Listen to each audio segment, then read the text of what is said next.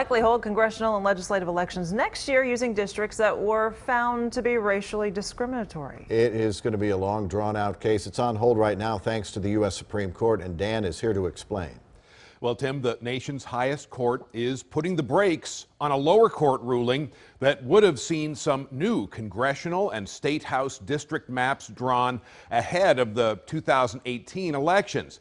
The 5-4 order issued last night from the U.S. Supreme Court means the state will almost certainly hold elections next year in districts that some judges had declared discriminated against minorities. Last month, a 3-judge panel in San Antonio had issued a ruling that some of the state's congressional and state house maps violated voting rights and needed to be redrawn. The lower court had placed the blame for the situation on lawmakers in the Republican-controlled legislature.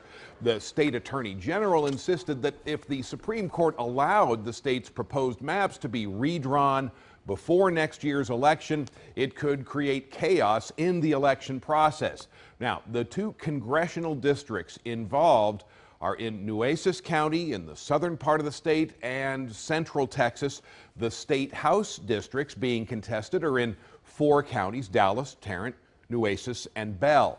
In a statement issued after the ruling, Texas Attorney General Ken Paxton said the Supreme Court confirmed what the rest of us already knew: Texas should be able to use maps in 2018 that the district court itself adopted in 2012 and Texas used in the last 3 election cycles.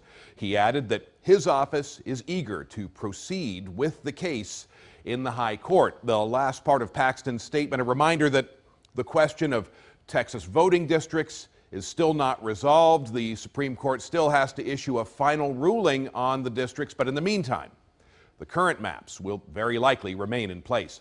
Dan Godwin on Good Day.